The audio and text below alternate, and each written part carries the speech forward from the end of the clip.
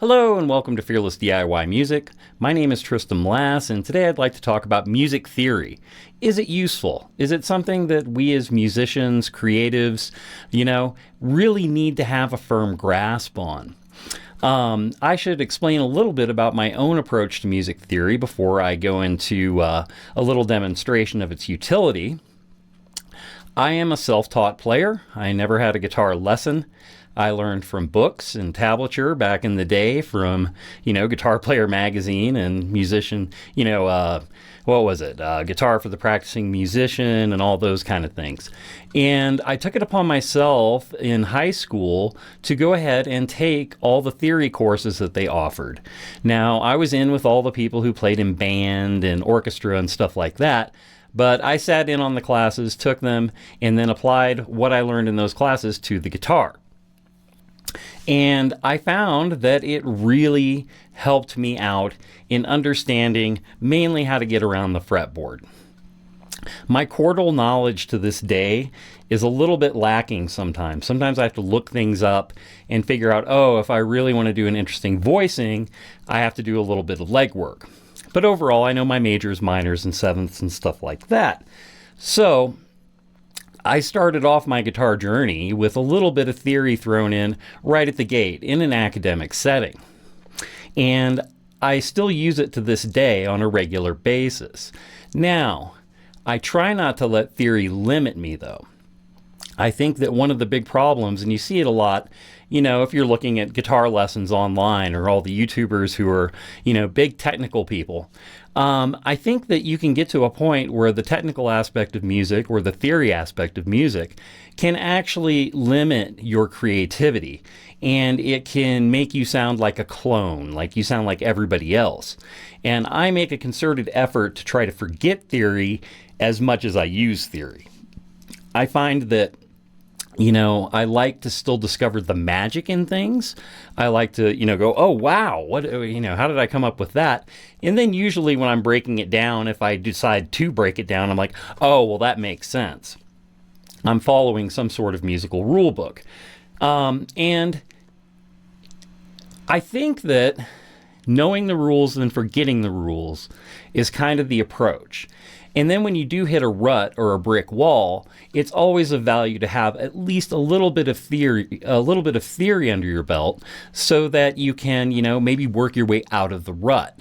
And that's one of the things I just wanted to talk about by actually doing a little bit of demonstration. One of the things that a lot of people wrestle with or maybe don't know a whole lot about or are intimidated by are the modes. And so basically all the modes is taking different steps of the major scale and starting a scale pattern using something other than the one. So, I'm going to be doing G major today, and I'll play that here in a moment. And so, when you're in G major, if you want to play a different scale or something with a different flavor, you can just move down to a different step in the scale and then run a box. And there are 3 boxes I want to talk about today on the fretboard that will open up things so that you're not playing in the same box all the time. And the 3 are, we're going to start with the G major, which is Ionian, if you're interested in its modal name. So the first step in the G major scale would be G, and when you run that box, it's going to be the Ionian mode.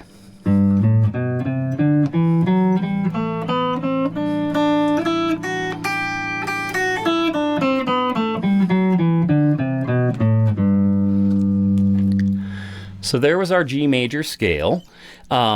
You notice that it's all right here, and playing, and you can turn that into a pentatonic. But I think that it's of value to learn how to play your major scale and your minor scale and all of your modes using all 7 steps of the scale. Now, the Phrygian is the next one I want to talk about. So, if you start a scale box on G, that's Ionian. If you start a scale box on the second step of the scale, A, that would be Dorian. Then the third step is Phrygian, and that's the one I want to focus on. If you notice, our G box was right here. Our Phrygian box starts right here, and it goes like this. And once again, I'm just using the same notes that are in the G major scale.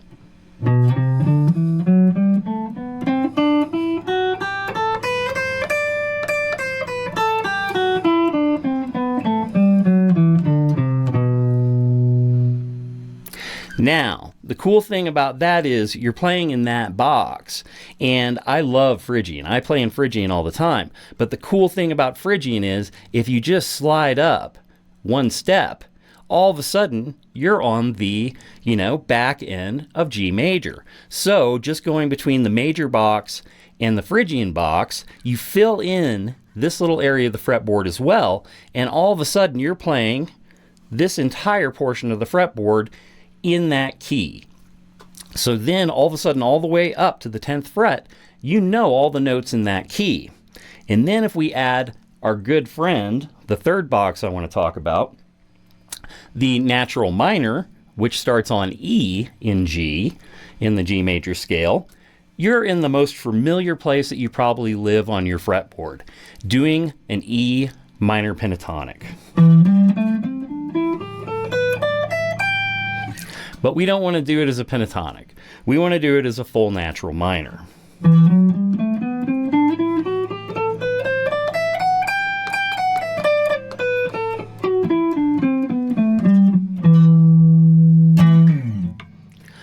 So, as you can see, if you can run that pentatonic right there, then you can fill in the blanks and add those extra two parts of the scale, and you are running right into your G major, which starts here once again. If we start on the 3rd fret here, we start on the 15th fret, you suddenly open up the entire fretboard to being able to move in between just knowing those three shapes.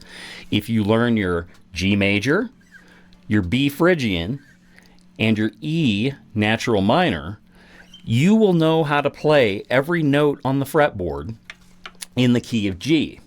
And then when you apply the logic of, let's say you slide down to G sharp and you run those same patterns, you see where I'm headed with this. You can start anywhere on the fretboard. You could start on A, you could start on B, B major, and just run those same patterns. You memorize just those three boxes, and then the little links in between those three boxes, you will suddenly have a very good working knowledge of the entire fretboard so that you can sit. I mean, when I noodle on camera, all I'm doing is I'm bouncing between basically those scale patterns. I'll sit and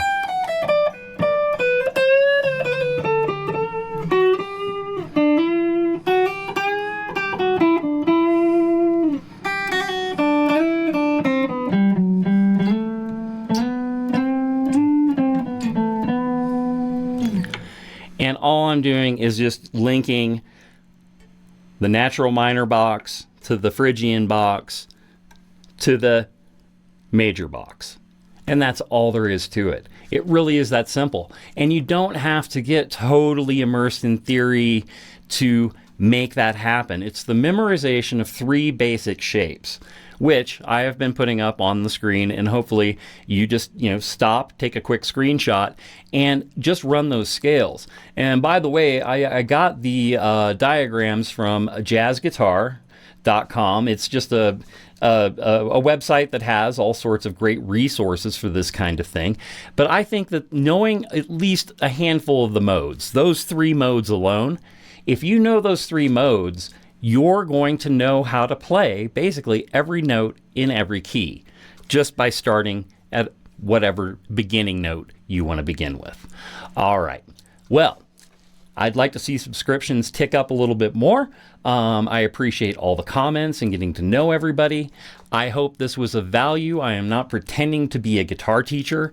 I am not a guitar teacher, but I do know a little bit, and I thought that maybe just showing those three patterns and talking about just the utility of music theory without getting buried in the weeds of like, oh, I have to learn all of this stuff. You can learn bits and pieces of it, and then over time, you'll find that you end up with a very good knowledge just from a practical standpoint. All right, please like and subscribe, and I look forward to bringing you more content soon. Take care.